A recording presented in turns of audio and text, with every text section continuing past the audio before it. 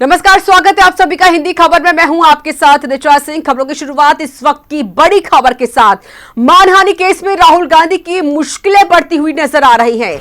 Modi surname case में राहुल गांधी की अर्जी को खारिज कर दिया गया है। इस वक्त की बड़ी जानकारी, बड़ी अपडेट आपकी टीवी स्क्रीन पर। सूरत कोर्ट ने खारिज की है राहुल गांधी की अर्जी। राहुल गांधी को सूरत सेशन कोर्ट से राहत नहीं मिली है। सजा पर रोक की राहुल गांधी की अर्जी खारिज कर दी गई है।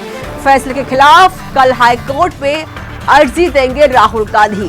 अहमदाबाद हाईकोर्ट में कुल अर्जी देंगे, कल राहुल गांधी अर्जी देने वाले हैं। तो देखिए, कांग्रेस नेता राहुल गांधी को आज बड़ी राहत मिलने की उम्मीद थी, लेकिन सूरत सेशन कोर्ट ने सजा की अर्जी को खारिज कर दिया। यानी राहुल की सदस्यता फिलहाल रद्द ही रहेगी। बता दें कि मोदी सरनेम मानहानि को लेकर 2 साल की सजा और दोषी पाए जाने पर मामले में सूरत के सेशन कोर्ट में राहुल गांधी ने अर्जी लगाई थी ताकि उनकी सजा पर रोक लग जाए। लेकिन अब उसको लेकर कोर्ट ने अपना फैसला सुना दिया है और राहुल द्वारा सजा की अर्जी खारिज हो चुकी है। जानकारों के मुताबिक राहुल गांधी अब हाईकोर्ट का रुख कर सकते हैं ताकि लोकसभा सदस्यता बचाई जा सके। बता दें कि राहुल गांधी को सूरत की एक मजिस्ट्रेट कोर्ट ने मोदी सरनेम को लेकर 2 साल की सजा सुनाई थी, जिसकी वजह से उनकी लोकसभा सदस्यता को रद्द कर दिया गया था। और इसी को लेकर राहुल गांधी ने सूरत के सेशन कोर्ट में याचिका दायर की थी और अदालत से आग्रह किया था कि उनकी सजा को खत्म कर दिया जाए, जिसका फैसला आज कोर्ट ने सुनाया।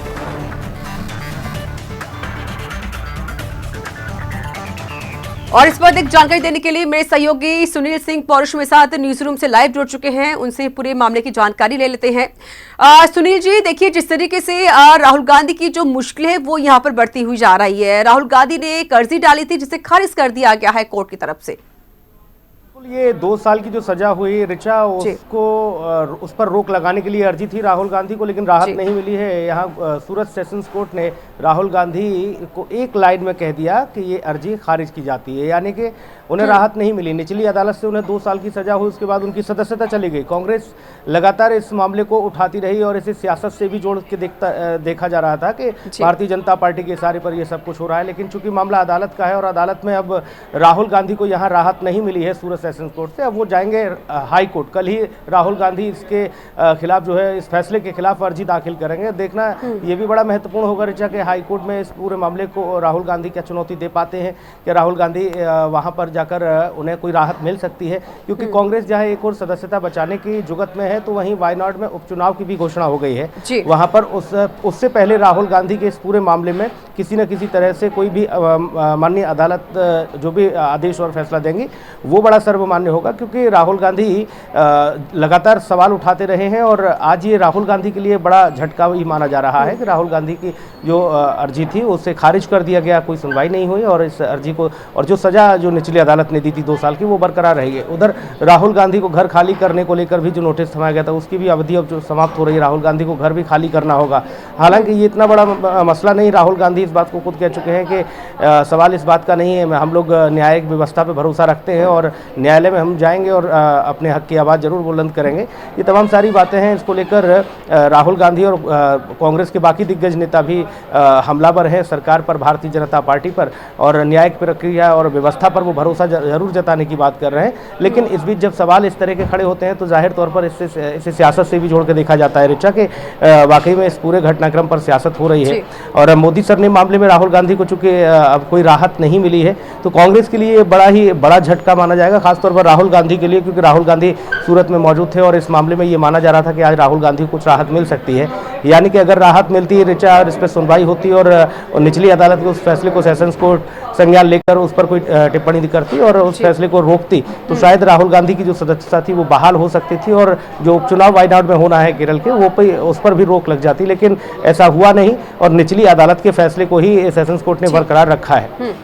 ठीक है, आप मेरे साथ बने रहिएगा सुनील जी। मैं सवाल आपसे और भी रहेंगे। कंचन अरोड़ा मेरे साथ जुड़ चुके हैं दिल्ली से, वो इस पर और पूरी जानकारी देंगे। कंचन, देखिए, राहुल गांधी की जो मुश्किलें वो यहाँ पर और बढ़ गई हैं। उनकी जो उन्होंने जो एक अर्जी डाली थी उसे खारिज कर दिया गया है। फिलहाल क्या सिचुएशन देख पा रही हैं आप कांग्रेस को लेकर, क्योंकि कांग्रेस के जो कार्यकर्ता लगातार हंगामा करते हुए नजर आए थे पहले भी, इस बार क्या देखा जा रहा है?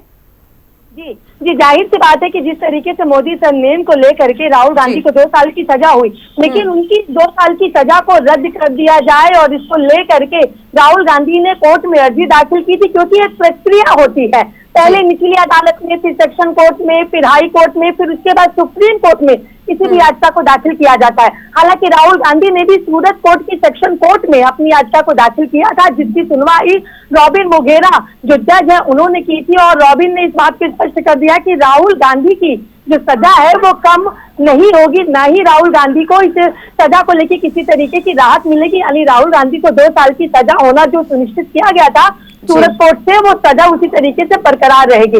हालांकि राहुल गांधी और कांग्रेस और उनके कार्यकर्ता की आला कमान अभी भी पीछे नहीं हट रहा है। अब जो खबर आ रही है कि आज कल में यानी 1-2 दिन के अंदर सूरत हाई कोर्ट में राहुल गांधी अपनी याचिका को दाखिल करेंगे, क्योंकि राहुल गांधी किसी भी कीमत पर अपनी सजा को खत्म करना चाहते हैं, जिससे उनकी जो सदस्यता है वो वापस लौट सके। और वायनाड में जो चुनाव होने हैं उसको लेके राहुल गांधी की आगे की जो रणनीति है, राहुल गांधी की आगे की जो पूरी तरीके से राजनीति है, उसको लेकर के समक्ष रखा जा सके। हालांकि अब सूरत हाई कोर्ट में राहुल गांधी अपनी याचिका को लेके जाएंगे, और अगर वहां से भी राहुल गांधी को झटका लगता है तो सुप्रीम कोर्ट में भी राहुल गांधी इस याचिका को लेकर के जाएंगे, क्योंकि अगर राहुल गांधी को 2 साल की सजा होती तो जहां भी सिर्फ और सिर्फ सदस्यता को रद्द किया गया है, उनके मकान से उनके सारे सामान को 10 जनपद यानी कि जो कांग्रेस की आला कमान है, जो कि राहुल गांधी की मां है सोनिया गांधी, उनके आवाज पर शिफ्ट किया गया है। और अगर उनको सजा हो जाती है तो अब उनको जमानत मिलना या इस तरीके की याचिका दाखिल करने का कोई भी अर्थ नहीं रह जाएगा। उनको पूरी तरीके से 2 साल की सजा को